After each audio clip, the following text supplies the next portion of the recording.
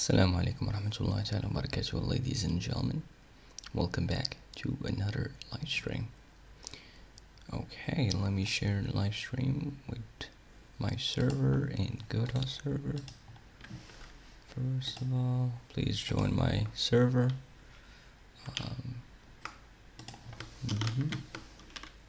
Live.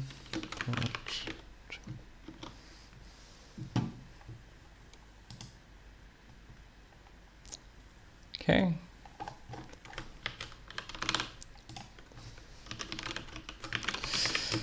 Alright. I wanted to do Shader's intuitive guide with Godot engine because it was the most voted. But I found some interesting resources, so I want to check out on those resources myself first, so I could give better explanation and a better guide when it comes to this idea. So for now, we're just gonna postpone this idea into later, and we're just gonna continue on yesterday's project. So yeah, live part 2. So guide postponed for now.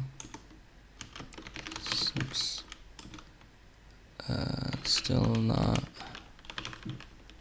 very confident explaining that just yet. Found some interesting resources, and I think I can do better later on. Alright, so okay, great. Okay, let me grab the chat here, pull out the chat.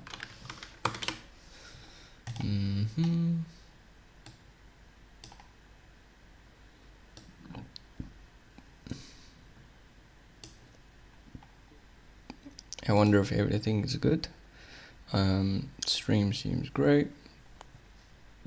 Okay, cool. Excellent connection.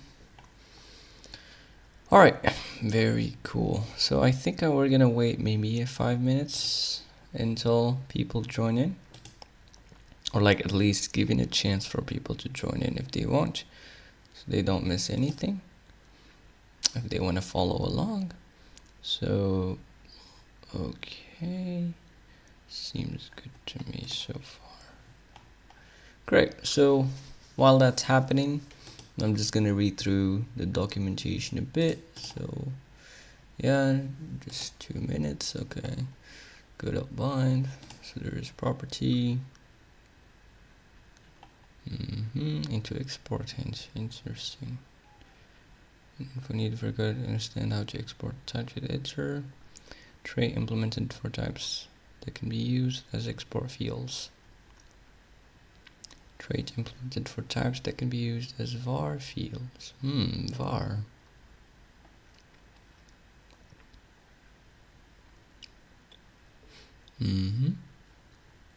Type string hinge. Okay, and there's this export derive thing. Derive macro on enums. Ooh, okay, alright, let's go. That's what I wanted. I see currently has some type requirements. Oh well. See requirements for property. Okay, sure. From godot class.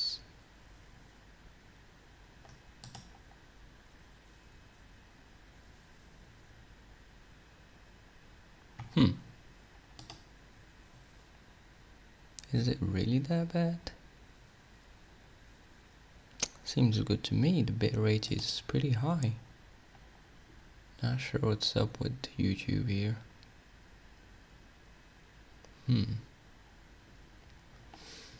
Weird. Anyways. Attribute available to this derive. Class base var export init signal. Okay.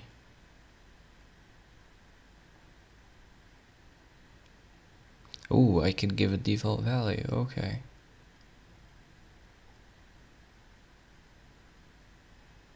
Okay. Inheritance, properties and exports.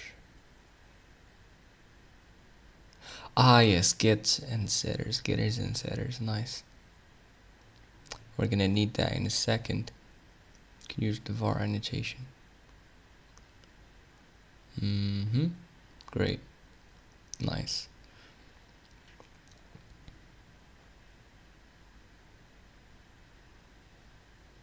Okay, so you can set them like this. Anderson Oliveira, Happy New Year. Welcome to live stream. How's it going? Thank you. You want to implement your own getter and setter? Get my field, set my field. Should specify only get, no setter is generated, making the field read only. No getter is generated, making the field. Okay, so I think it's already good enough time for anyone who's interested to join in. Yeah, around 6 minutes right now. So I think let's just get started already and let's see what we could do. I don't have any plans for today's video, but we'll see what we can add or change or make or improve in our little plugin basically. So yeah, all right, so far what we got is this is our demo scene so far, and this is basically not using Godot's physics, it's using Rapier, our plugin that we have, our port to Godot engine using Rust of Rapier physics engine that is implemented in Rust. So of course it's working with double precision, so double, although my Godot build is actually not double precision, it's just single precision, it's just flows, which I actually should fix somehow. I'm not sure yet how I'm gonna do, but the problem, I mean the physics simulation itself is fine, it's double precision anyways. The problem though is in the fact of getting and setting vectors. Now in single precision builds of Godot, when you get a vector or set a vector, it's going to be in single precision, since we're in a single precision build, which is not great because we're losing precision when we, between input and output. When, like for example, in GDScript in Godot, if you get the position of some physics object, you're gonna lose precision, and also when you set the position of an object, you're gonna lose precision. While for a getter, it's not that big of a deal, though it will break once physics objects reach some certain range, but at least it's kind of acceptable. But for input though, like getting actual vectors, like positions and stuff, that's where problem really lies, because you're gonna lose some precision there. Anyways, I'm gonna see how hopefully we could fix that. There is an easier fix. The only thing that I can think about that is very easy to do, which is instead of dealing with vector 3 of Godot and vector 2, what we could do is that we could just send and receive tuples of floats. Now in Godot, floats by default are double precision, so Godot double, Godot float.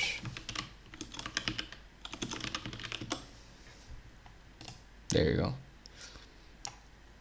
So float built-in type is a 64-bit double precision, floating point number equivalent to double in C++, as you can see. So whether you are in a single precision build or a double precision build, it's the exact same thing when it comes to the float built-in type, which is nice. Alright, so how are we gonna do this?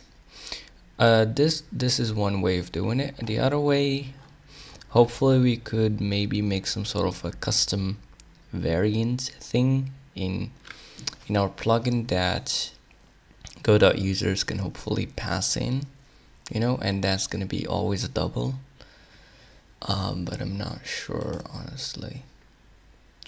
But yeah, let's work on some API stuff, I think, because right now actually let me just there's just a lot going on here.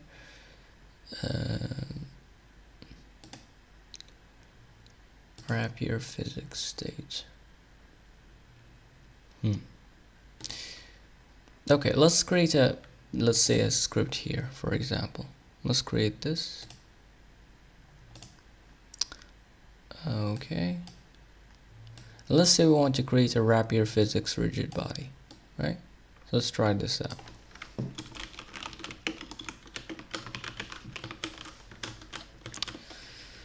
Okay, so how are we gonna do this? Well, let's say body is equal to rapier physics rigid body, right? Not new. And as you can see, we have access to our fixed property because it's other than that we don't really have anything else.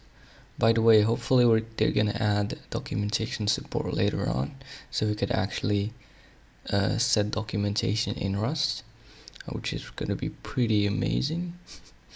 But anyways, so default false. Probably it's gonna be better if it's default true, maybe.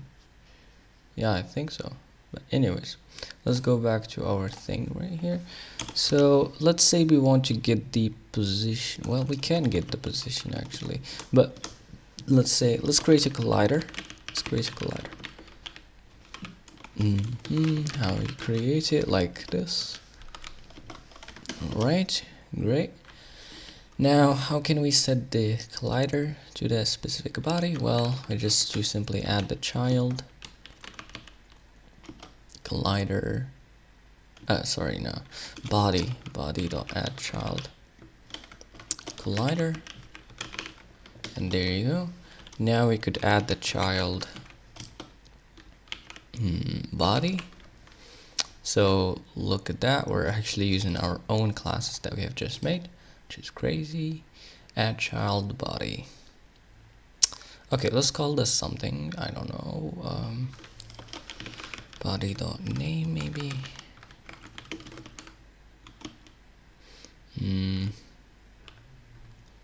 Generated, I guess, whichever. And let's see what's gonna happen here. Hopefully I won't crash the plugin. Let's see. Let's run this out. Let's find out what's gonna happen here. Oops. It crashed. Interesting. Why it crashed. Body.name generated.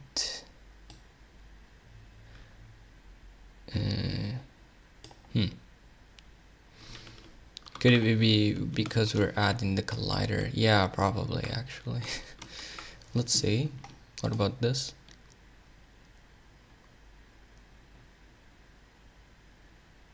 That doesn't work either.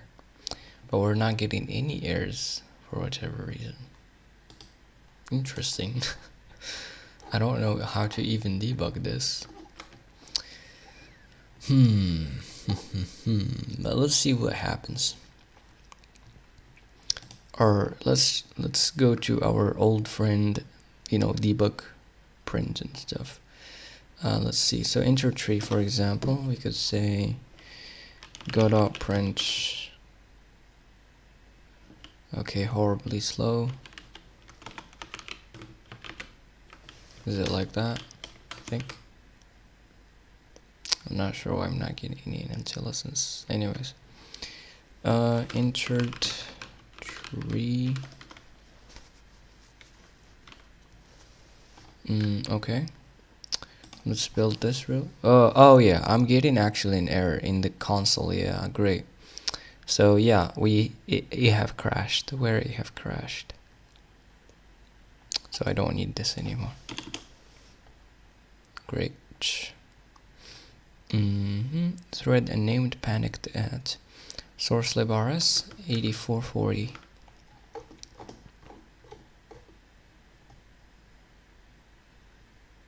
I guess here, maybe. Yeah, because it doesn't have any shape. Makes sense. So let's set a shape for the collider. is equal to, let's say, some box shape 3D. Not new, right? Yeah. And that's basically it. And let's also add some mesh real quick. Var mesh is equal to mesh instance, right? Yeah, probably.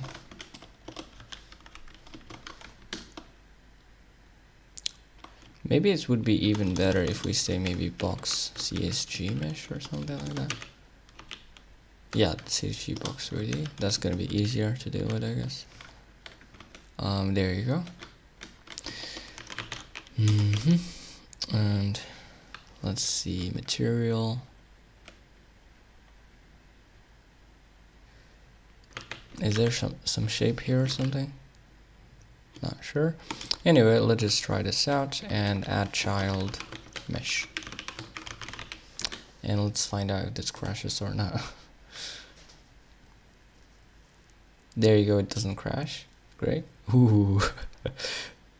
That's cool. But which one is our thing? Let's see.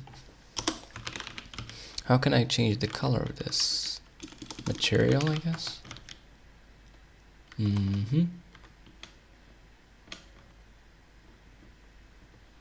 Great, I don't even know how to change colors from script. Interesting. Let's see the documentation here. Material. Okay, that's a lot of crazy stuff there. Shader mode.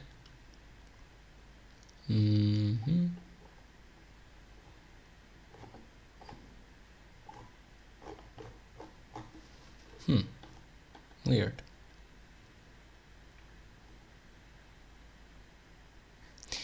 Let's see how to set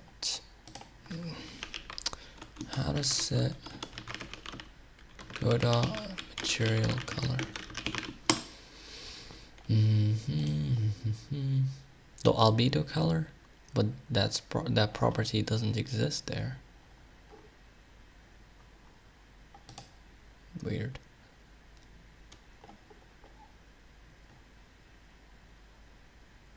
Override, yeah, my bad. It doesn't appear in autocomplete. There you go. So let's try this out, I guess. Anyways, the albedo color equal to color, I don't know, let's say red, so we can see where this is. Ooh, albedo color on base null instance. Oh yeah, it doesn't have a material by default. Interesting. So let's give it a material by how do you even create material? Shader, no, standard material 3D, new, and hopefully that would be enough.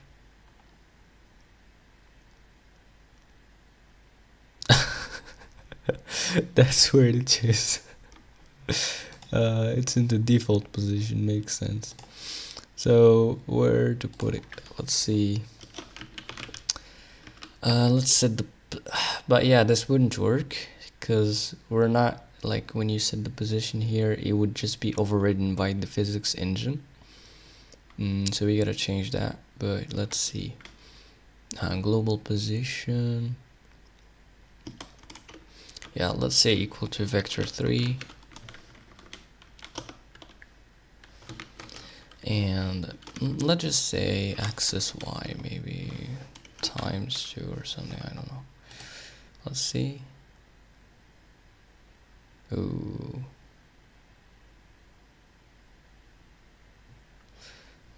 Oh, this is not a vector.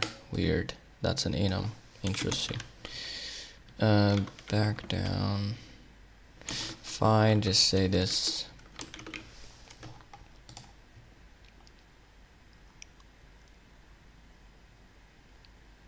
Yeah, as you can see, it's still there. And we have some error, interestingly. Condition not is inside tree. is true. Okay. Well, what if I only made it enter the tree until we're done? Add child body, add child mesh. No, add child body last. And here I'm actually saying add child mesh. Ooh, it's not body, don't add child. Oh well, my bad. Let's try this if this would work. There you go. Okay, we got our thing. I'm not sure if really this helps. Yeah, I do think it works actually. As long as you do it before you enter the tree. Yeah, exactly. As long as you do it before you enter the tree, because before you enter the tree, like the physics engine didn't run just yet, and what we have set it to is, like if we go to enter tree right here, there you go. Where's translation though? Interesting. That's the collider now. You want the body. Where's body? Enter tree. Okay, as you can see, we're getting the position after we enter the tree. So we get the initial position at least, so that works just as expected. Though of course, once the physics simulation is running ahead, you cannot set the global position. It would just override it. The physics engine would just override it. So we may want just to make a function for that or some property for that. But yeah. Alright, so rapier physics. So this works pretty cool. Nice. We could even make it fixed.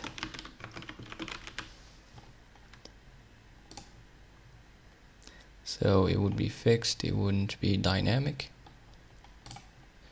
There you go. So as you can see, it works just fine without any efforts with GDScript, which is nice. As you can see, it's fixed.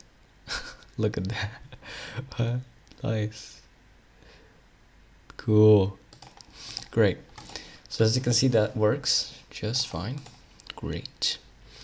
Alright, what else I want? Let's actually expose some properties, I think. Let's expose some properties. For example, the physics state, we can expose the gravity, for example.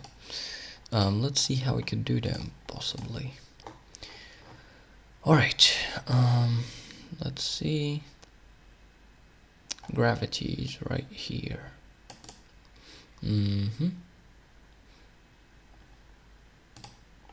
The problem though is if we said export, of course, it wouldn't work, because you cannot export non-Godot class.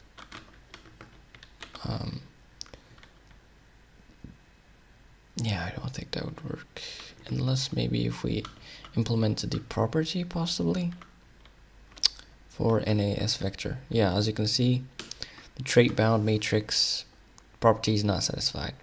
But maybe we could try to implement property. I'm not sure. Let's see if we can.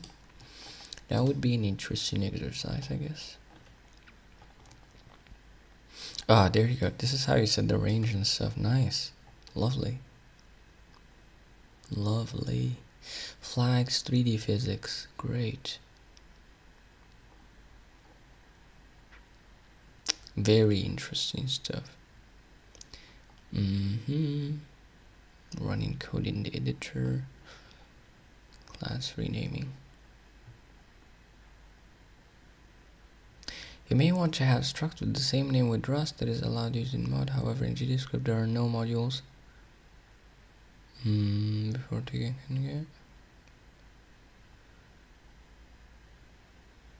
it.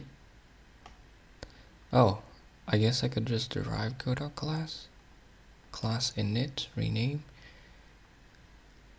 Ooh, that's very interesting. So maybe we could use this to actually create our vectors and stuff, our double precision vectors. That's very interesting.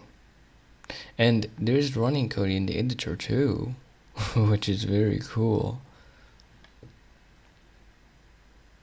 Nice. We could also use this for you know, like showing a preview of the colliders and stuff, which is very cool. To run behavior. Alright, that's interesting, very interesting. Let's go to property module, I guess. Yeah, here's a trait for that can be used as export fields. Okay, so anything that implements this trait can be exported, and trait implement for types that can be used as var fields. So let's see first of all this one, because export is a subset of property, so you have to basically make property first, then you can make export, hopefully.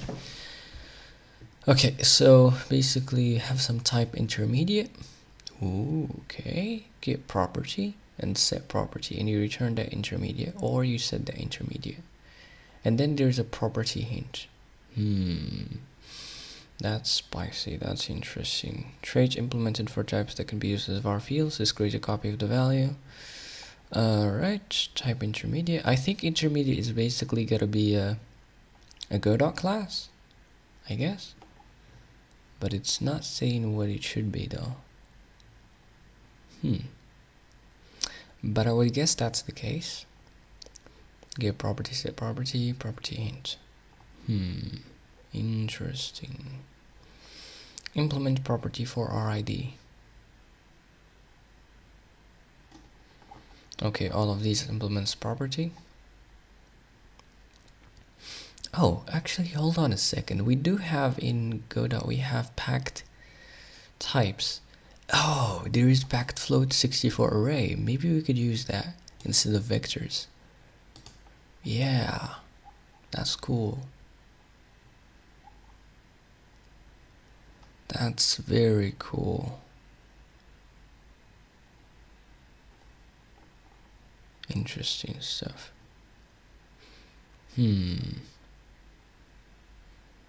Packed float 32 array.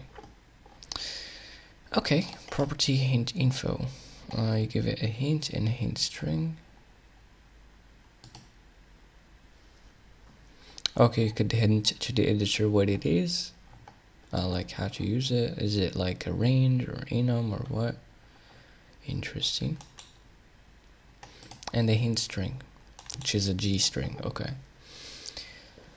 Alright, very cool. So what is the other one? What about export here? You just need one required method, which is default export info. So the default value, I guess. How to export a type to the editor? Nice. With hint none.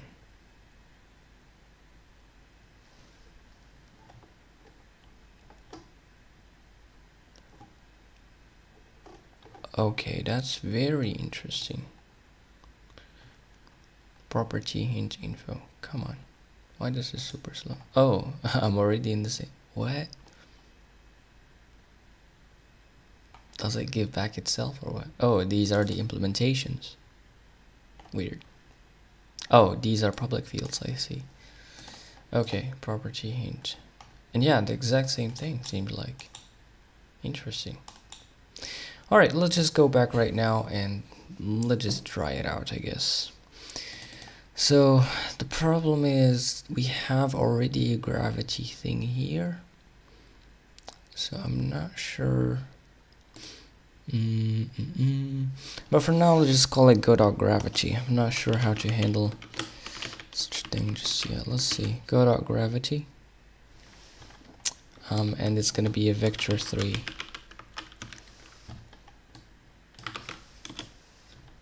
Let's put it up here, I guess. I need this export here too. And though we need the getter and the setter there, I think. Isn't it? Yeah, we're gonna need it in a second, but for now this is fine. So godot-gravity. Now let's use this here.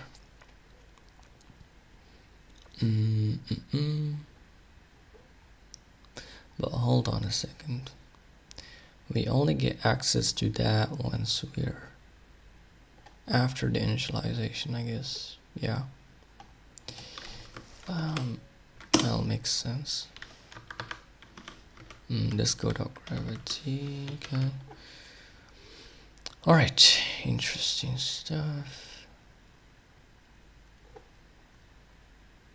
But in the integer tree, where's the integer tree? Oh, we don't have integer tree here. Yeah, we don't have that yet, so let's add it.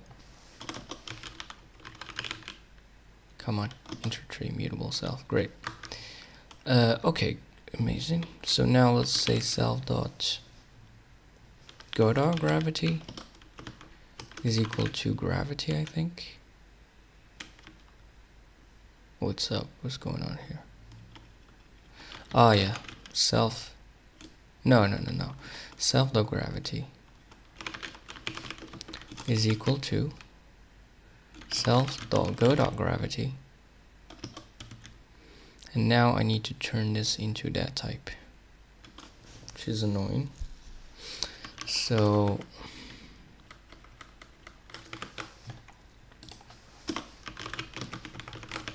let's do this. Oopsies, dot into. This is gonna be a gvector real quick.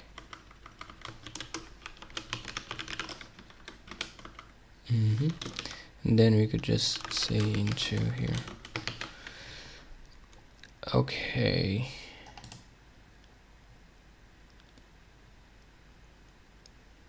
Type mismatch expected as, there you go, okay, good.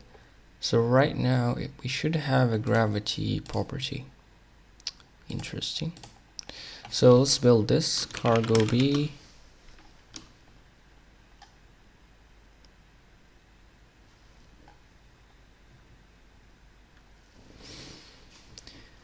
Nice. Okay, let's wait for this to build.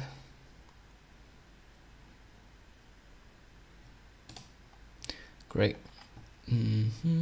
So now if I go here, if I reload the current project,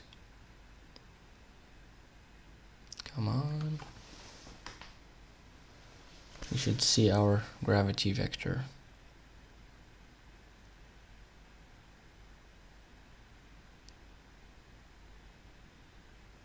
My laptop is screaming for help. My desktop is still in the repair shop for now.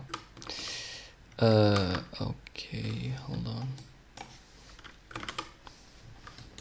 Okay, let's see.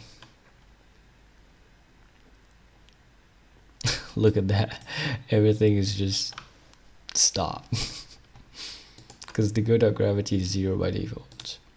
But if we set this otherwise, let's set it in the x-axis. There you go. Look at that. Crazy stuff.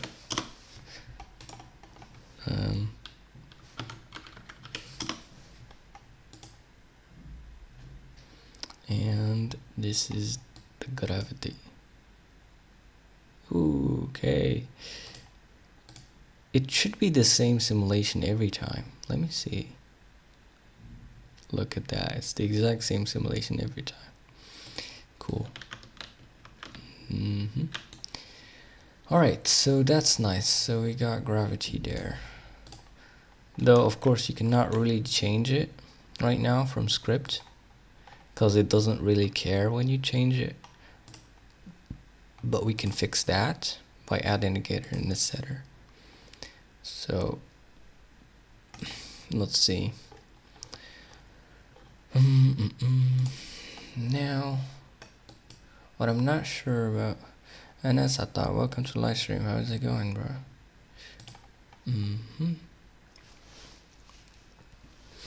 Gravity.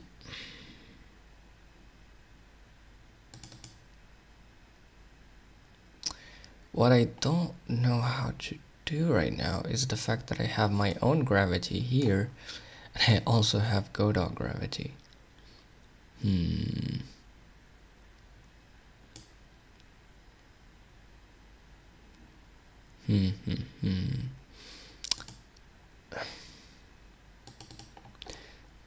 Now,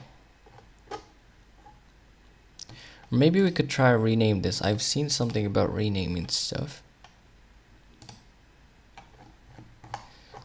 I don't remember where I've seen that though. But I'm pretty sure, I guess I've seen it somewhere around here maybe.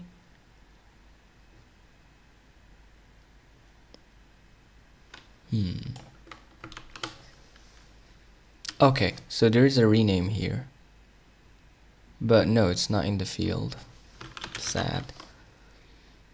Good, bro. Nice. Okay.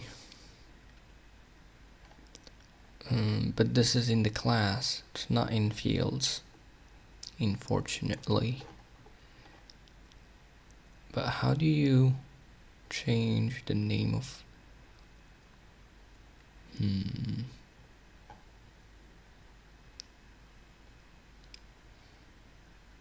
Interesting. There doesn't seem to be a way to do that, for now at least. Yeah, there doesn't seem to be. There is a default value, which is interesting. The generated init function. Hold on a second to generate a constructor that will let you call new from the descriptor and annotate your struct with class init. The generated init function will initialize each struct field except the field annotated with base, if any. Using default to assign some other value, annotate the field with init default. Alright, interesting stuff. I'm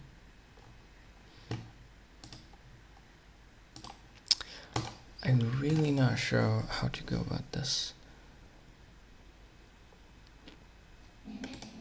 But I guess maybe what we could possibly do, can we do something like this? So it's like a private thing. Or honestly, you know what? To make my life easier, I guess, you know what I'm gonna do probably? Is I'm gonna split the Godot interface from the Rust implementation, I think. So I could have an easier time with optionals and and exposing properties like this, instead of having to rename them and stuff. So yeah, I think what I'm gonna do, basically, oopsies, what I'm doing here, how to close this, there you go. Okay, so what I think I'm gonna do is to have a rapier physics state inner, kind of, and this would contain everything that is not Godot related.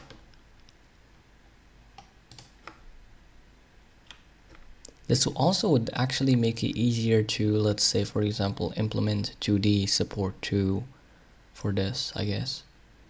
So that's nice. So this, there we go. So basically I extracted all the stuff that is unrelated to Godot, and now hopefully what we could say is inner is rapier physics state inner.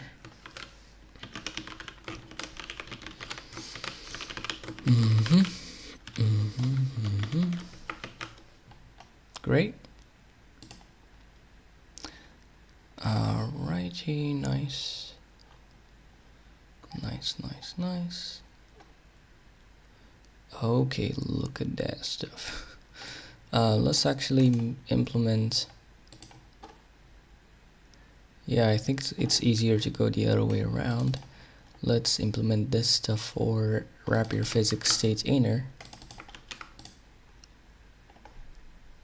Right? No, we're not gonna get node 3D based stuff. It's gonna be independent from Godot, hopefully. And here it's not gonna have Godot gravity, of course. It's not gonna have node 3D, and yeah, there you go. Nice. What's next? Now we have the step, insert rigid body. Yeah, nothing really have changed there. Great. Okay, cool. Now I could say self dot. Okay, hold on. Self dot inner, yeah. Dot step. Self new. Self new. Yeah, we gotta implement right now new function and stuff. So impl rapier physics state. fn new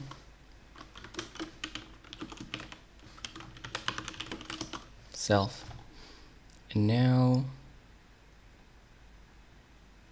we could implement deref, but I don't want to do that because we're gonna go back to the same problem, which we're gonna have like name collisions and stuff with godot-exposed properties and exposed functions. So yeah, I'd rather not do that.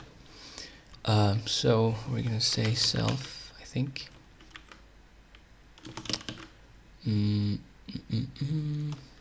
Like this, yeah. And what's next? Add missing fields. Godot-gravity. Yeah, right now it's gonna be called gravity now. We don't have that problem anymore. Okay, gravity. Yeah, at least I learned a lesson, which is you separate the Godot stuff from the Rust stuff. Otherwise, I'm gonna have a hard time exposing properties and stuff. Missing fields in rapier physics state inner initializer. I'm also gonna have a hard time otherwise. If I don't do this, I'm gonna have a hard time with, like, for example, creating, let's say, a rapier physics state 2D, you know. So like have multiple nodes essentially, but the same inner behavior kind of. But anyways, so let's add the missing.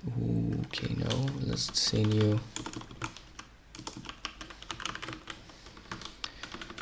Okay, great. And what's next?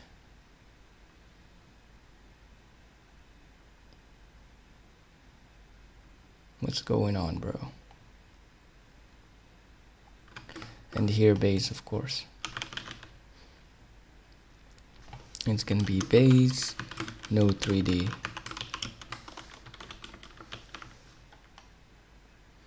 And here we're gonna have, well, let's call it node 3D actually.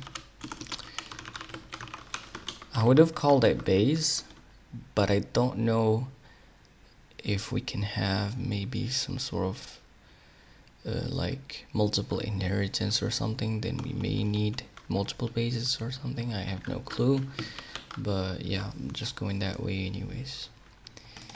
Alright, great. So we got the node 3D, nice. No field godot-gravity in type mutable. Yes. self.gravity.into, and then self.inner.gravity x into. Okay, so basically godot class would just be like a wrapper over that thing, you know. So that's nice. So I could basically, you know, make sure that like the actual implementation is independent of the gibberish of the communication between Godot and Rust. So anyways, right, so that should be good to go, I think, unless if I missed something, which I probably did.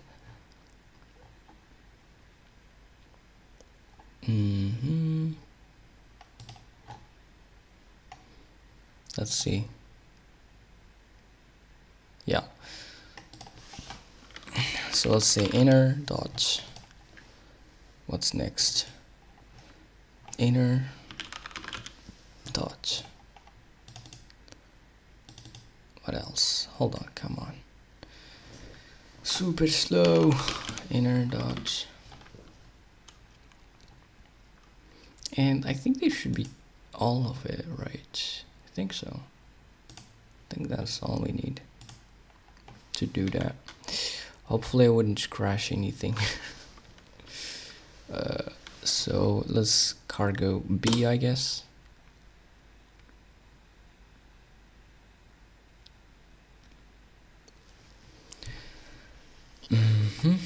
Let's see what's gonna happen. If everything goes to plan, it should be the exact same thing. But instead of having godot-gravity, we're just gonna have it called gravity. So let's actually try to reload this. It's very annoying to have to reload every time, but whatever. Especially when you're working with the laptop.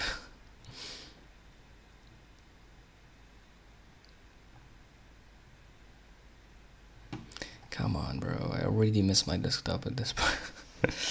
Let's see. Great.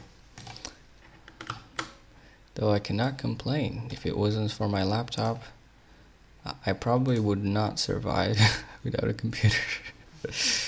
Oh well. Let's just run this. Yeah, everything seems good. There is some kind of error. I'm not sure what that is. Not its inside tree. Returning transform 3D. Probably doing something, but it doesn't seem to change anything anyways. Alright, great. So now, if we go to our rapier physics state, there you go. We have a gravity that we could change. Let's make it similar to, I guess, Mars gravity maybe. I think Mars gravity is like double or something. Oh, minus.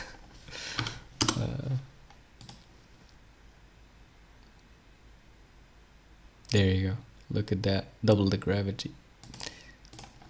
Let's go crazier. I have no clue what's gonna happen there. Look at that. Ooh. Nice. Alright, so what about some space stuff? Half the gravity.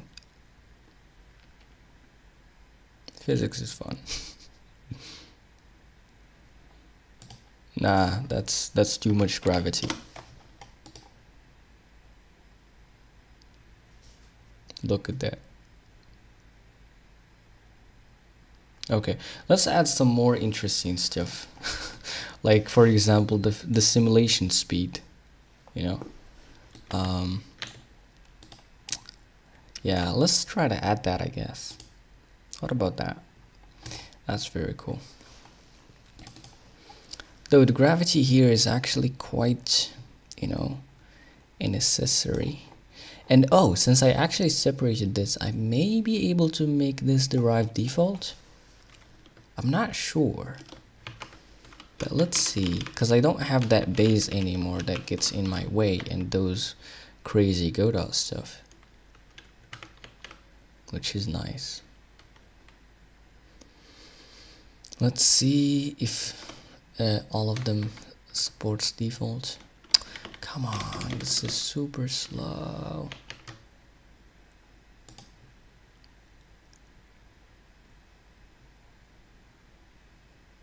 Oh yeah, it does. Nice. Nice. Since everything is pretty much just default or new, which is pretty much just default. Yeah, pretty much everything is default. And even the gravity, we just set it, you know, after we entered tree, so it's just useless. So we can just set it to default. So just like an initialized. So that's nice. Great. So right now, let's go ahead and say, yeah, so instead of create this craziness, right, you can remove all of this weird stuff. And we could just say this. Look at that beauty. Just one little change. Just separating Godot from Rust, and there you go. Much better. But honestly, let me just make sure, because I'm just a little human. I may have missed something here. Let's see. Let's make sure everything is working just fine with that.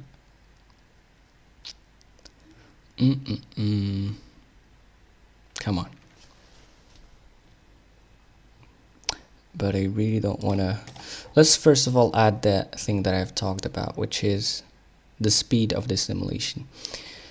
Now we have two ways of doing this. We could either change the dt, the delta, times the speed, but I'm not sure if the physics engine would like make sure it's, you know,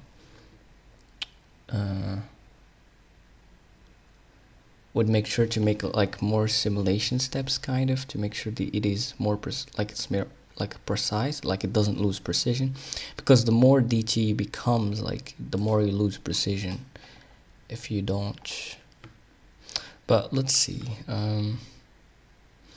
Yeah, I don't think they do. But I guess I'll just try it out. We'll see. Okay, so how we could do this? Let's add a property. Should be pretty simple right now. Just export. And we're gonna say, let's see. Instead of gravity, right now we're gonna have speed, simulation speed, or what they call it.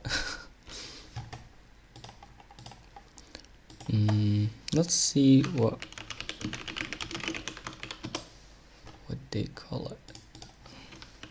I think physics simulation speed is fine, but there could be some more interesting name for this.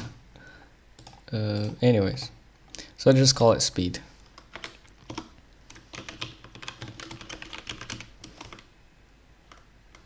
Simulation speed.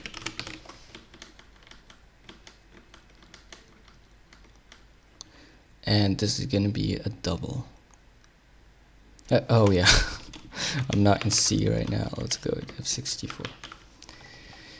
Okay, so there you go. We exported that. Right now, what we're gonna do is where we set the DT here. Okay, interesting. So let's, yeah, in step here. Where's step? Yeah, we called it here. Okay, so let's say self dot speed, I guess. I don't think you can do this with Godot, by the way, with Godot physics engine, like actually changing the speed of the simulation in real time, I guess. So let's see. Now let's actually hold on, I forgot. Let's build. Hopefully someone can automate this. Anyways, missing field simulation speed. Yeah. Where is it? Yeah, because it's right here. Okay. Yeah, just say default. I don't care. Cargo B. Though I do want to change the default to 1 instead of 0. But let's see. Though if the simulation speed is 0, we can just like not step at all at that point, I guess. Maybe? I'm not sure if it's the exact same thing, but anyways. Alright, let's project, reload the current projects. Is the stream still fine, by the way? Seems like excellent connection, so that's nice.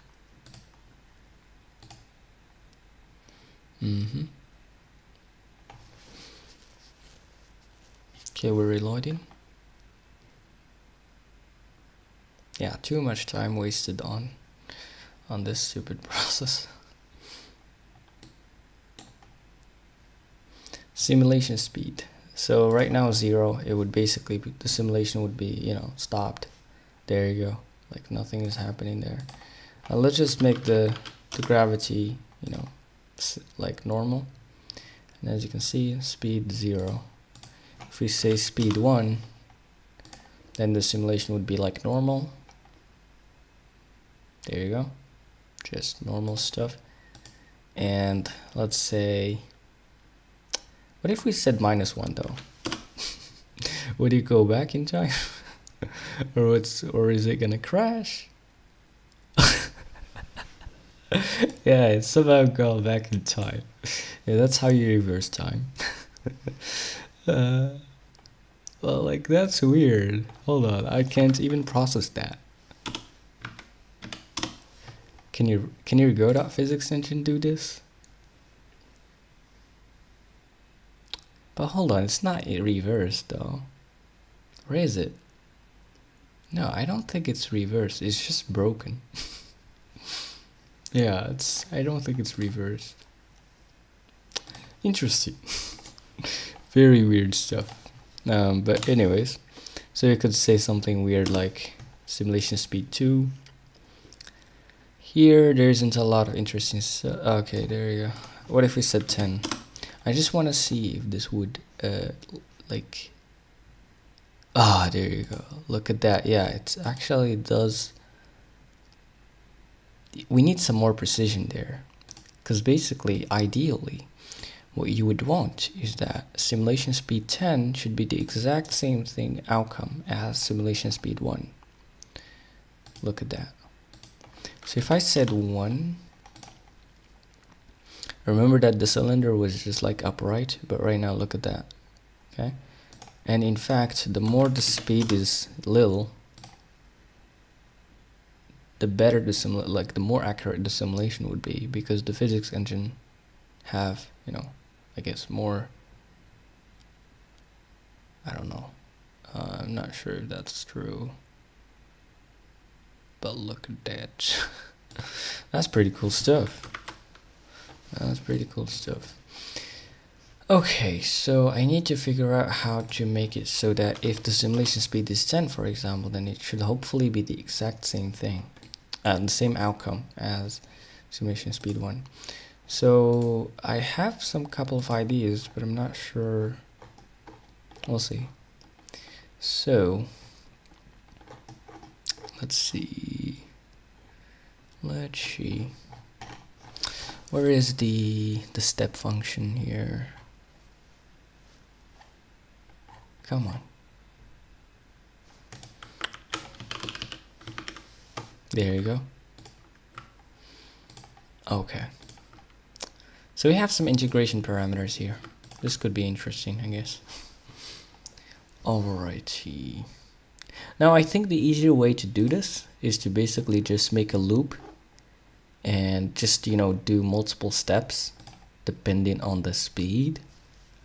That's the easiest way, but there could be some physics, like the physics engine could possibly have some sort of thing to make this better, maybe, or something like that. Like there's these iterations, for example.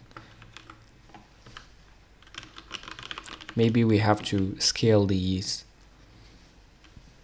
to make the simulation more accurate when it's, slowed down, like when it's speeded up. So perform to solve friction constraints, max velocity iterations, max velocity friction iterations. Well, maybe we could try to make these iterations stuff more. Hopefully that would solve it, because if it does, that would be nice, since it doesn't have to do every time another step from scratch. That would be nice. So let's try that out, I guess. So, and to do that correctly, we need some sort. Ooh. Well, isn't there some time scale for Rapier physics engine though? Hold on. Yeah, I think it's called time scale. Rapier physics engine time scale. Common mistakes. Integration parameters, nice. Common mistakes. I don't think I have what I need here, no.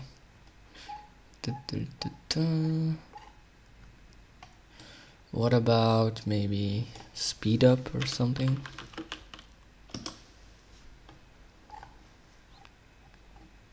No, there isn't any resource on this. Yep. I think I have the only it's weird. Anyways, never mind. Time step length at this time by which the physics simulation will be advanced.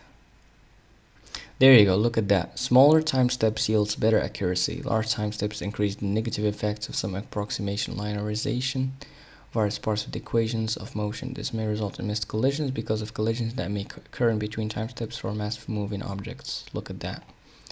Interesting.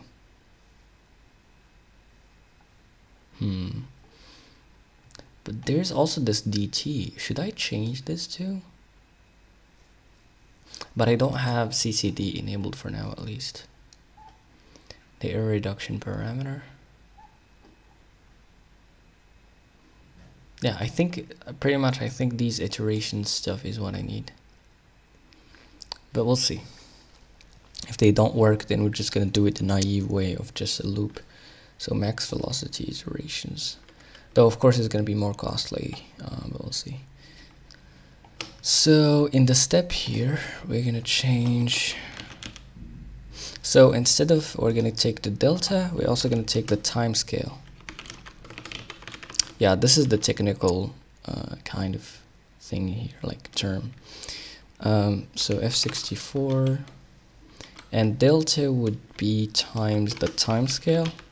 But right now, since we have, you know, separated those variables, now we could also use that variable as we want here, integrate parameters. Could try to, you know, correct for it essentially. So let's change the iterations.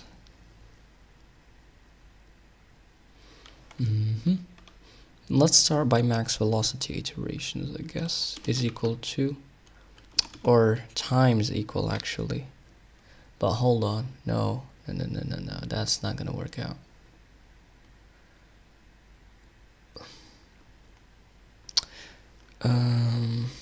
Because I do want to keep the original value. Default 4. Well, for now, let's just hard code it, you know. Let's just say 4 times time scale. And let's see. So if it's just speed 1, then it's gonna be, you know. But hold on, expected found integer. Yeah, let's make this into. No, let's make this a float, right? And then make this a integer.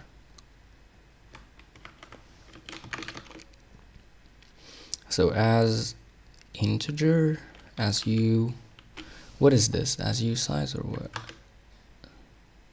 Yeah, u size. Okay, cool. Let's go. Max velocity iterations. Interesting. So I think that's basically it. Let's try this one. Let's see if this would help. And of course, let's change the step in the other place. Where's the step here? Now, instead of making the simulation speed directly, I'm just gonna say comma. And honestly, here I'm gonna change the time scale. Instead of simulation speed, let's call it time scale. Where is the time scale? There you go. And here we're gonna say delta, and finally, come on, self.timescale.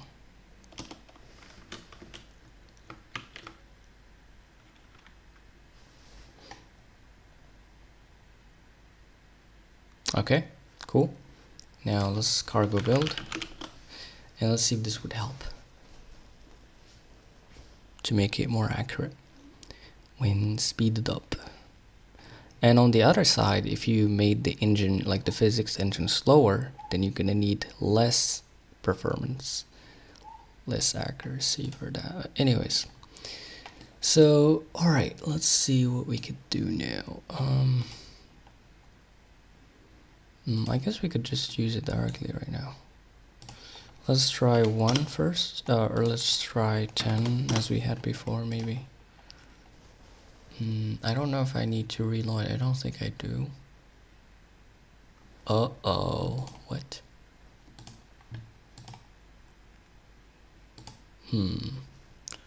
Why simulation speed 10 doesn't work out? 1? Really? Did I do some stupid error? Max velocity iterations. 4 times the times. Oh, this is simulation speed, my bad. I see. I gotta reload this. Reload current projects. Save and close, I guess. Alright. And let's see. Come on.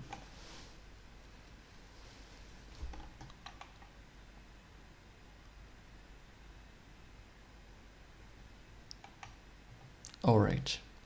So now we have timescale. Let's try 10 and hopefully it would be accurate right now. Not really.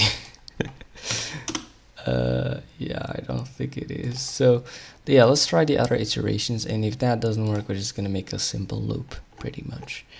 Yeah, anyways, so self.integration parameters.iterations. So max stabilization iterations is 1 by default. So I'll just say timescale as usize. And then finally self integration parameters dot allowed linear error max oopsies.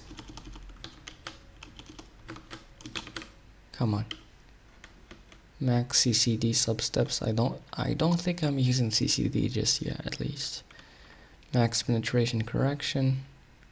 And not what I want actually. Iterations. Where is the other iterations? Velocity, friction. Yeah, this is the last one. What is the default value? Hold on. Default 8. Okay. So let's say 8. Oopsies. Okay. So this is my best trial for this. I guess. So let's see. Moment of truth. Will this work or will it not work?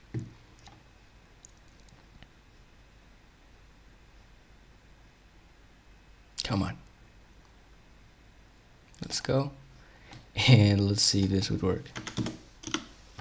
By any chance. If not, we're gonna go with the loop. No, it doesn't work. Okay, it doesn't work. At least it doesn't work as I expect, so. Alright, so yeah, let's just remove this stuff. And for DT,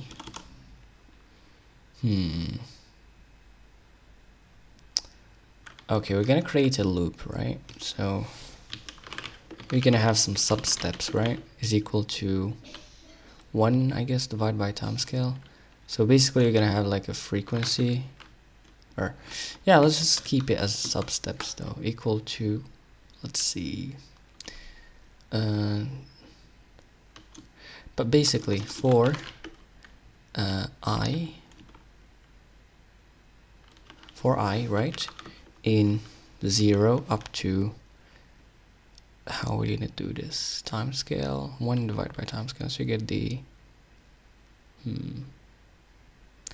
if it's 2, what? Hold on.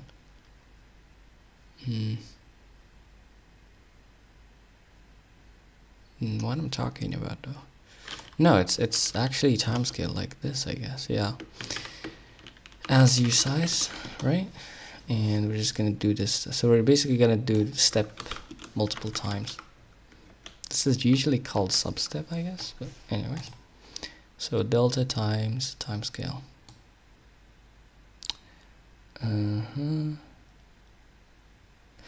But no, hold on. This would actually result in normalizing the timescale effect, isn't it? I'm not sure. Delta times timescale.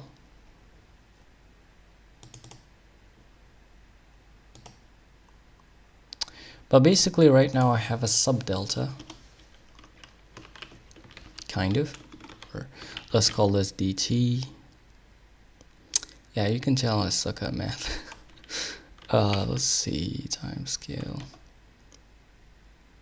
I'm trying to internalize that. Timescale divided by. So basically our target delta at least is essentially delta times timescale. right. So it should be fine. Yeah, I think so. Let's just try this out, I guess. Maybe it's the other way around, divided by, but whatever. Let's just compile this. So if it's 2, it's gonna be bigger. No, I don't think. No. Let's say, so delta, what is it? Is f64. So let's make this as f64. Or does it really need that? I think it will be automatically promoted to float. Then, oh, I don't really need anything here. It's fine. So delta divided by timescale, I think, if I'm not mistaken. So yeah, let's go cargo B. And let's see if this would help. But basically, instead of one step, we make several steps. And let's find out. Did I compile this thing? I guess so.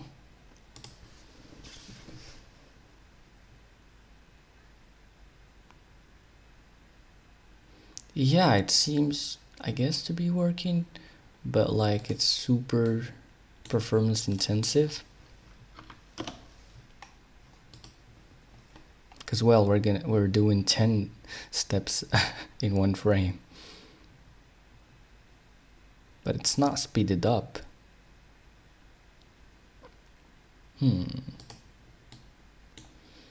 It's not really speeded up.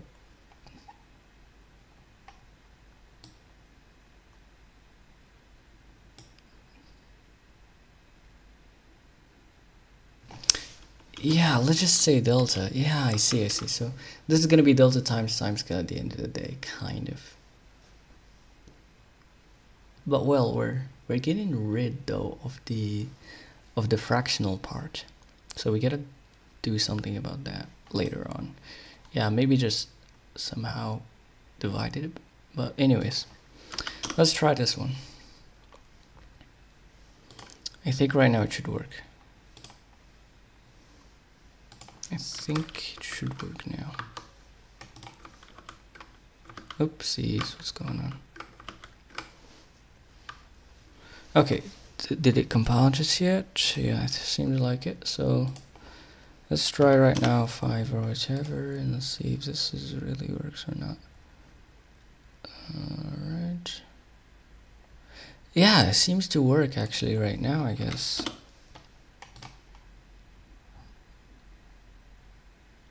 Yeah, I think so. So as you can see right now, you could actually speed it up and you wouldn't lose performance.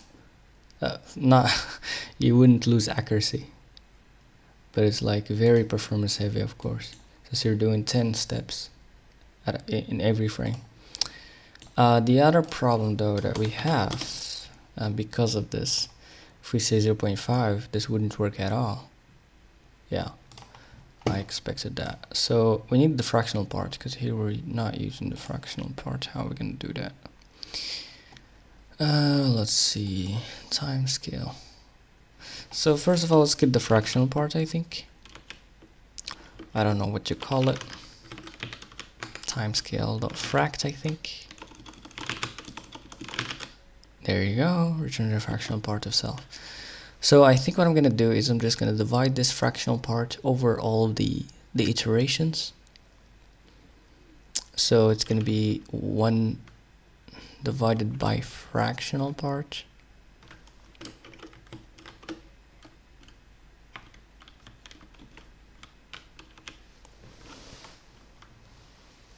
Or what I'm doing, no, the fractional part divided by the time scale, because basically that's how much iterations we're going through. And hold on, but time scale as U size, right? Yeah, but we don't want to, I think. Yep, because we want how much iterations, not the whole time scale. Okay, I think this is what we need to fix that. And let's see, cannot divide f64 by u size.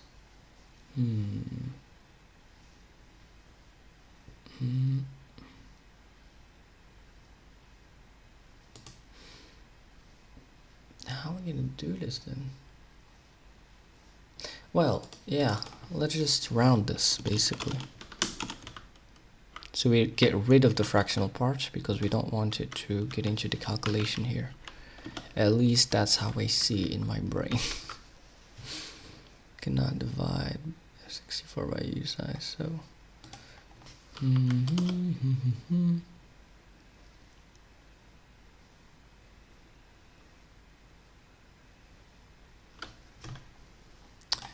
okay. Now let's try this out. Should work just fine now.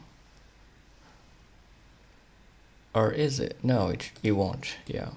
You know why? Because we need, if the time scale is 0, so this actually truncates it down, but we don't want that. We want to actually truncate it up.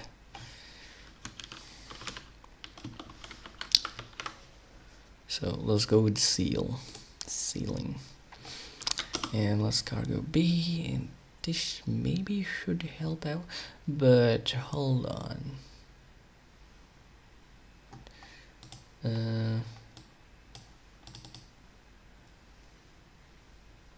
But shouldn't this be? Yeah, I don't know.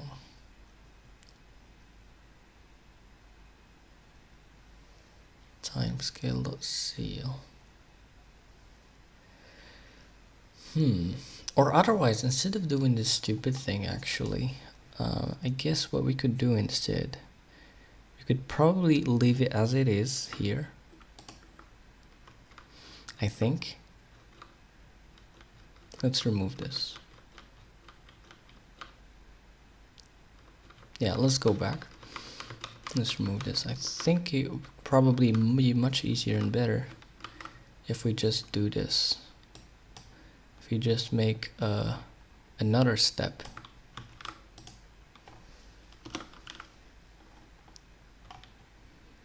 For timescale fraction.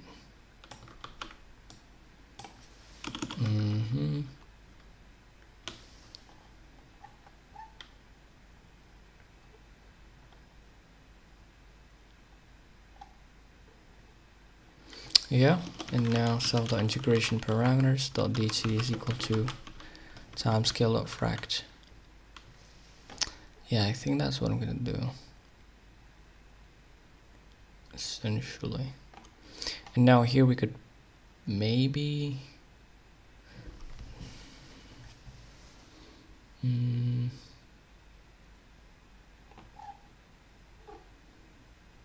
I'm really not sure about this. But anyways, duplicated code fragments, who cares? Okay, so let's go right now and cargo B. And maybe this should fix it. But there's probably a better way of doing this. So, alright, this should possibly fix it. Ooh, what the what is even that?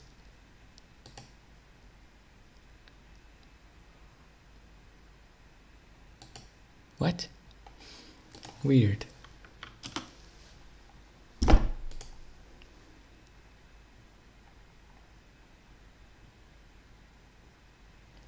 What?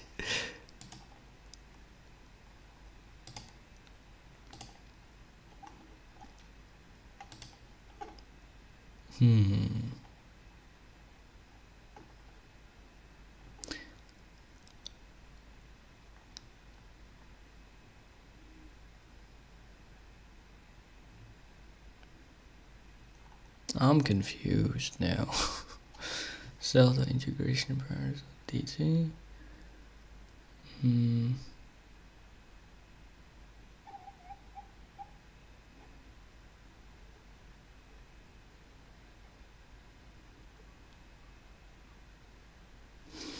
I probably need a pen and a paper at this point. Alright, let's see.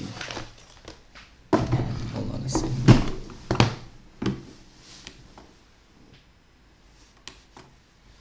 Okay, hold on a second.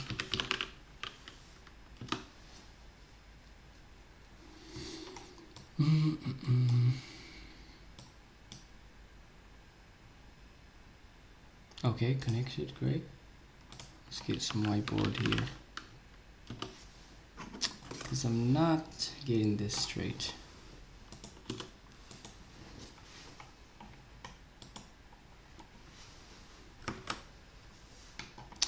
And yeah, I'm about to show you the worst writing on earth. Because I don't really write a lot without the keyboard. But anyways, start with the blank canvas. Let's see. Alright, great. So what we want now? So basically we have a delta and we have a time scale, right? So we have this whole delta to kind of simulate, right? Oh yeah, that's a very good line there. But anyways, so this whole thing is delta, right? Delta t, okay. So what I'm trying to do here basically, well, let's say this is for, I don't know, 4.5 for example, right? So let's say we have, I don't know how to, anyways, let's just approximate this. And this is maybe 0.5, right? So the point is, what I'm doing is I'm trying to do, instead of a whole step, which wouldn't be accurate, what I'm trying to do is I'm doing some sub-steps. And the sub-step right here would be delta t floor. So we basically remove the, yeah, because here it's 4, right? So we say 4 divided by how much steps we have. Well, hold on, what I'm saying. Yeah, you basically say delta t, right? I'm not sure how you do the seal, the floor thing. I guess it's like this maybe. But anyways, which is 4. And then I say, yeah, I guess 1 divided by delta t, no?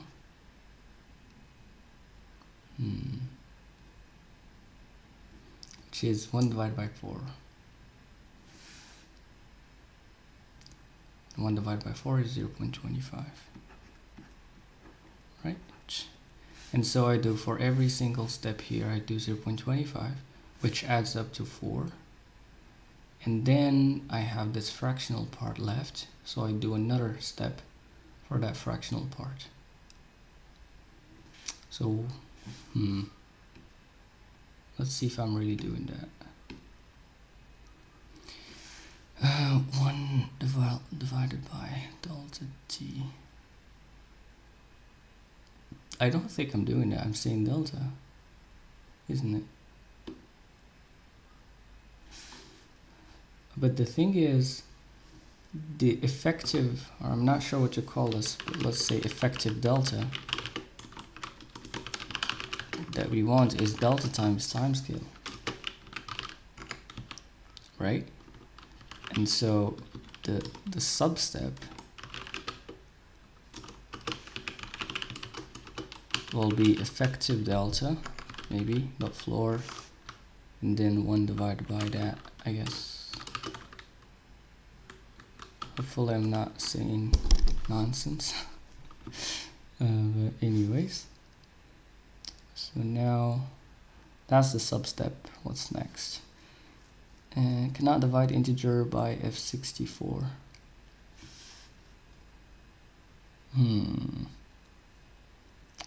Okay then. Let's say 1.0 then. Okay, what's going on now? Is that good enough? Okay, that seems to be good enough, I guess. So next up is essentially, it's going to be the fractional part, right? Fract step, right? Fractional step is equal to what? To, let's say, the effective delta t, right? Minus, hold on, what I'm saying. Yeah, minus this guy is 4. So,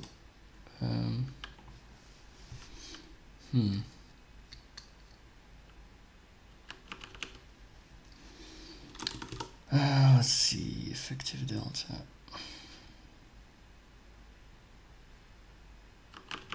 Yeah, effective delta dot fract. Fract. And now what we want to say is, well, instead of that, you want to say, I guess, effective delta as u size, and that would basically floor it.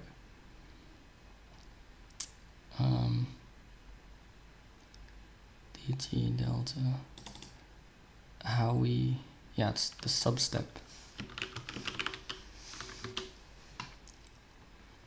right? And now here the fract step.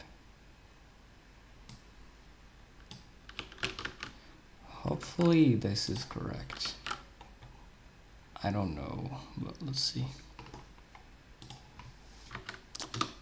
Okay.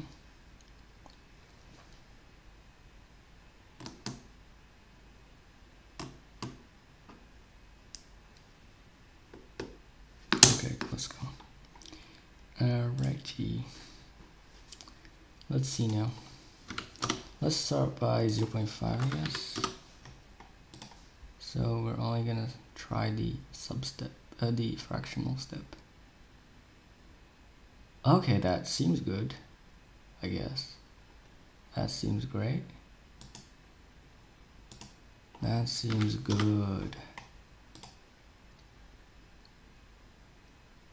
For 1, it's like normal. Okay. For 2,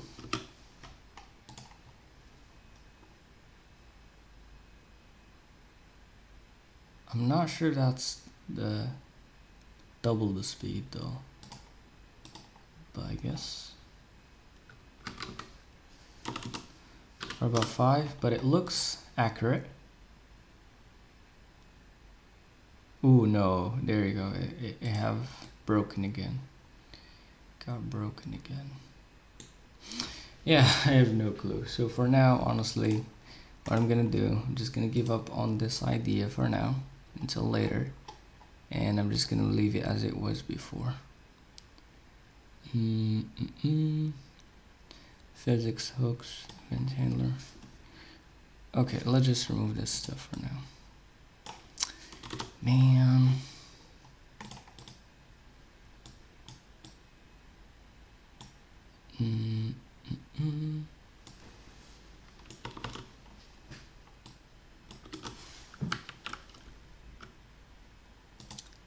Let's grab the delta here. Times scale. So for now, you'll lose accuracy if you change the time scale. And well, yeah, pretty much. So now what's next? I think that's it. Okay, so let's try something interesting, I guess, which is to change the time scale here. But no, yeah, that should work actually, yeah. Let's try and make it as a sign of time. How do you get time in GD script? I guess os.time.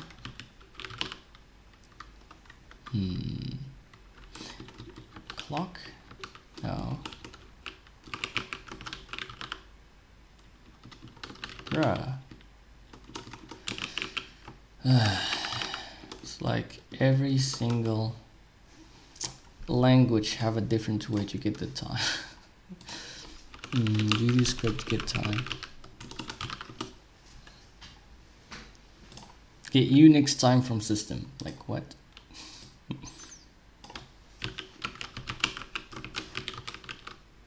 It's not even there.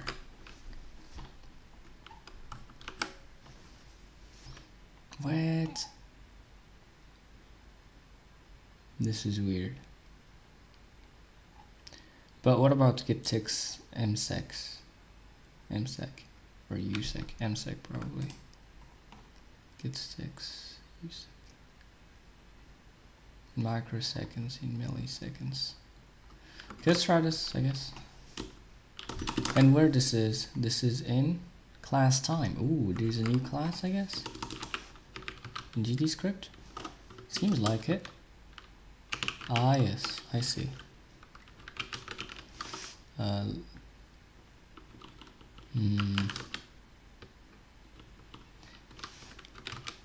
Yeah, let's just skip the ticks msec.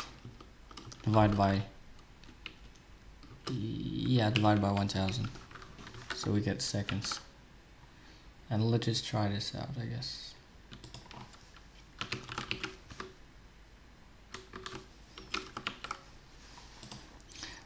But honestly, yeah, let's just do times 0.5 plus 0.5 because I don't want it to go to the negative range. And let's go. Let's just try this out.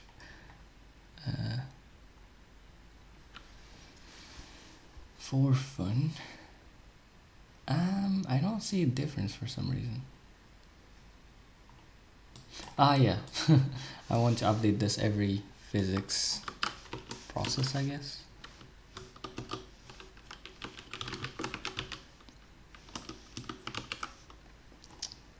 And let's see.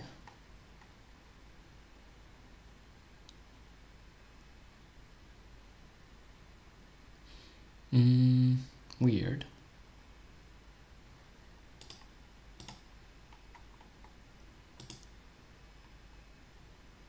That doesn't seem like it. Oh, I guess maybe because we have to make sure it's like that, I guess.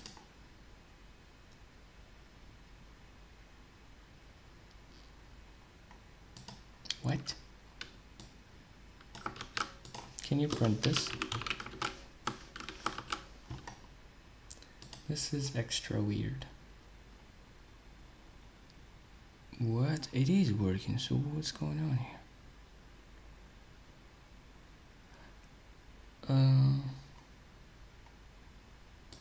I'm confused now.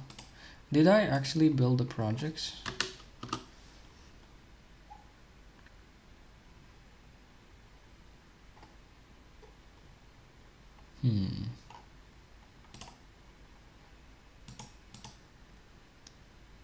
Gravity time scale, I'll just say 1 here.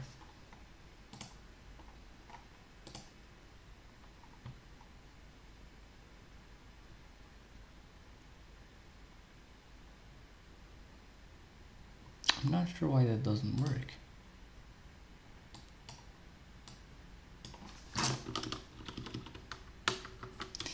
Maybe the bodies, the physics bodies are going to sleep or something. Because that's a thing.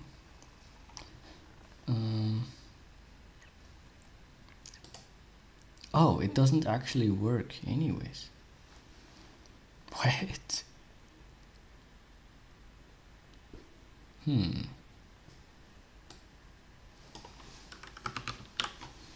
Wasn't it just working now? It's weird. What? So if I add a physics process, it doesn't work anymore. What is this? What on earth? Ah, I see what's happening here. That's crazy, man. So if you actually inherit in Rust these methods, like if you implement them, you cannot.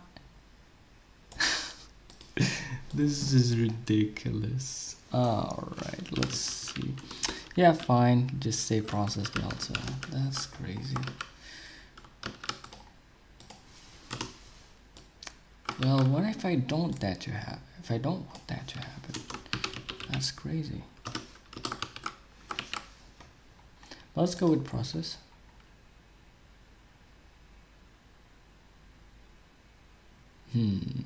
That was super slow. So let's say, I guess, times 2 or something. Look at that. That's very cool effect. Let's say maybe 3.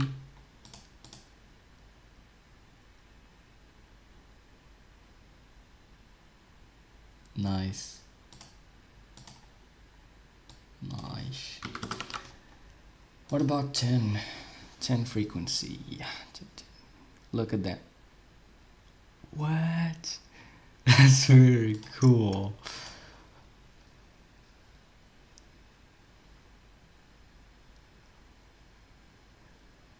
Though it's kind of weird actually. But it works. That's very satisfying.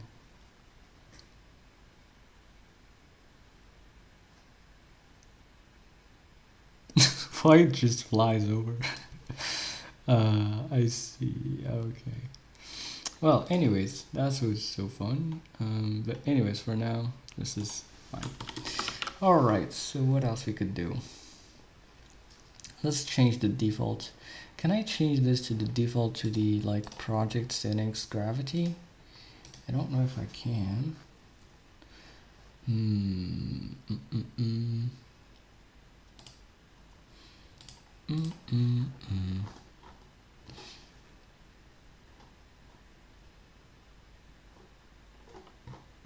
Let's see.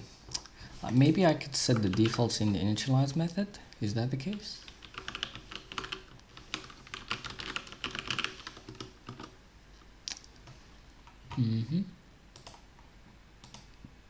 Gravity timescale.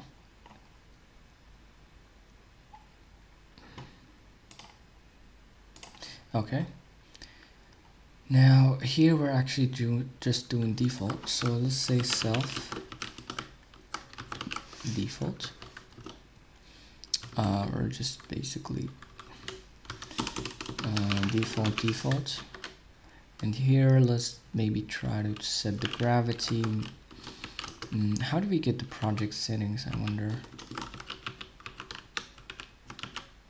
There you go. Ooh, you can get the singleton. Interesting. Dodge. How can I get a setting? Okay. Cool. And what the settings is called? No clue. Let's see. Gravity 3D. Okay, so there you go. So you have a default gravity vector. You have a default gravity. Okay. We could try to do that too. Like we could say gravity, but also I find it kind of useless. I mean, just have them in both, like in the same vector. I think so. But anyways, default gravity vector. Can I copy the setting here? Okay, there you go. Copy. Is it value? No. Copy property path. Okay, Control Shift C. Okay, cool. Where is it setting? There you go. Let's turn this into a G string, I guess. What I'm doing, intro. And what is happening here?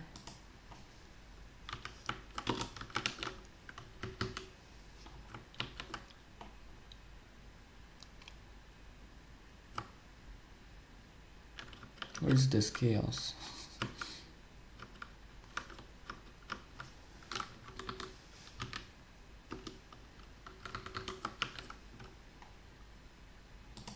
Ah, yeah. Because the stupid IDE have added that thing. So now what? Can I use a comma? Okay. Now what? Gravity expected as vector 3, but found variant. Okay. Oh well, interesting stuff. Well, we have a variant right now, so we gotta basically turn it into, or cast it.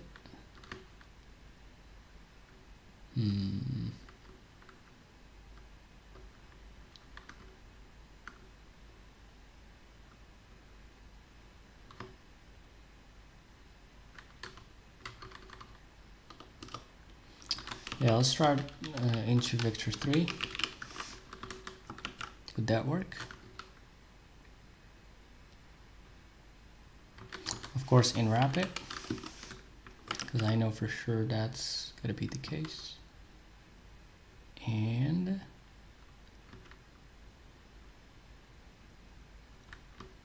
mismatch types. What?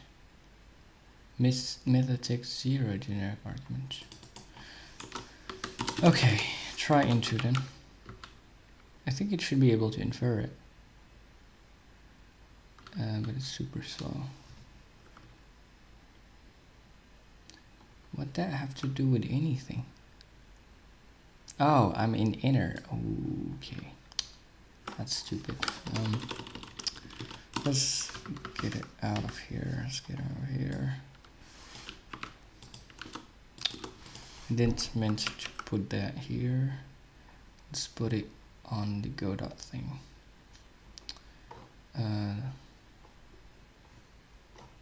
Where is the other guy? There you go. But oh.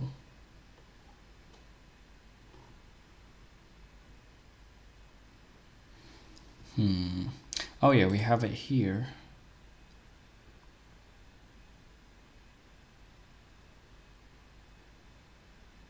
That I want to do in the initialization. Well, yeah, I could do it in the new method here. Okay, my bad.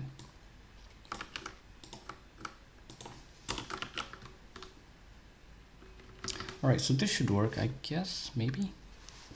And for the time scale, it's going to be 1 by default. The train bound from variance is not satisfied. Weird.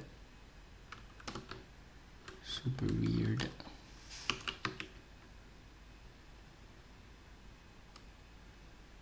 Okay, let's try 2 here. This would panic if that didn't happen, which never happened, because we know that this setting would always be that way. Let's cargo B.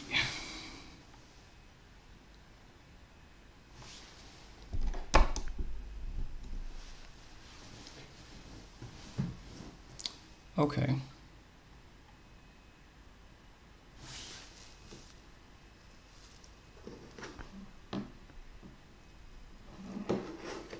Alright, so it compiled, great. So now let's check this out. Maybe let's try to reload the current project first. Not sure if that would work, but we'll see.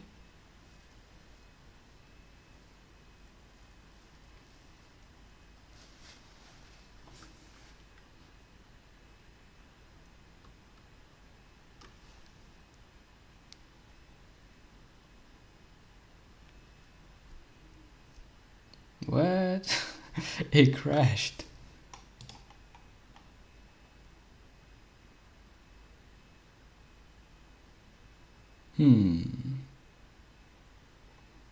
Result in wrap on an error value, and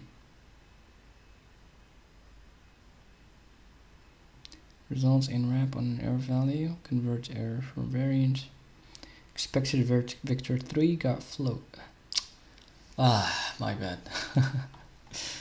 Okay, fine. So I need, this should become a double.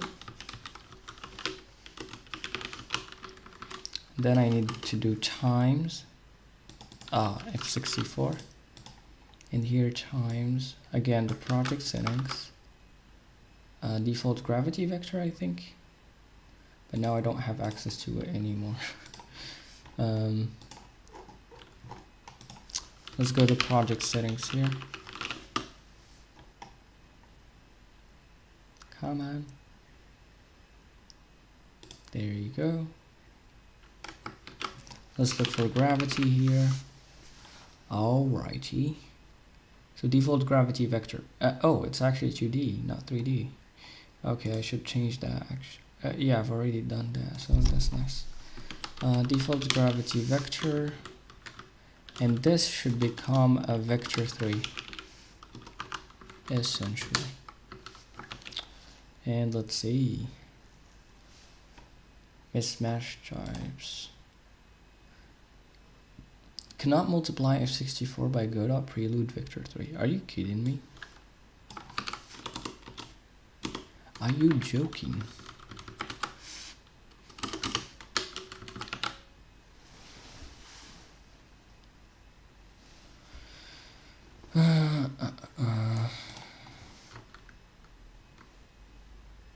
You're joking, right? I cannot multiply that. Are you kidding? Well, that's crazy.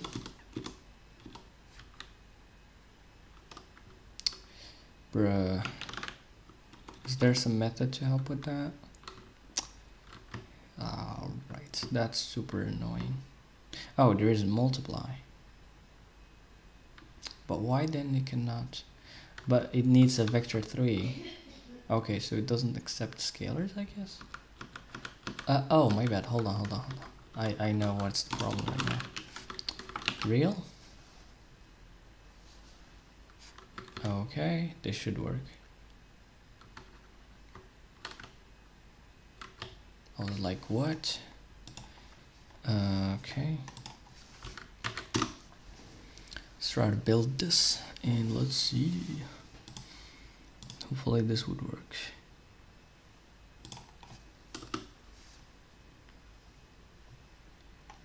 Is the stream fine?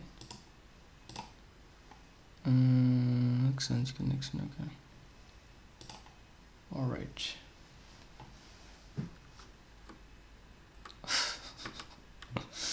Godot crashing.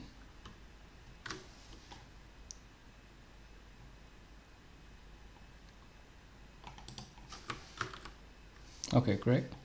Now let's try this out. Oh, okay, let's go. Alright, so it's already the default project setting, which is nice. Pretty cool stuff. Great. Alright. So yeah, I think that was it for today's live stream, I think. So yeah, see ya later. Hold on, let me see what we have done so far. We didn't do a lot, but Godot engine. Yeah, we have made that into an inner struct, and we have added some new properties there, time scale and gravity. And yeah, I think that's pretty much it. Yeah. Alright, so that was it for this live stream, and see you later. Goodbye, everyone.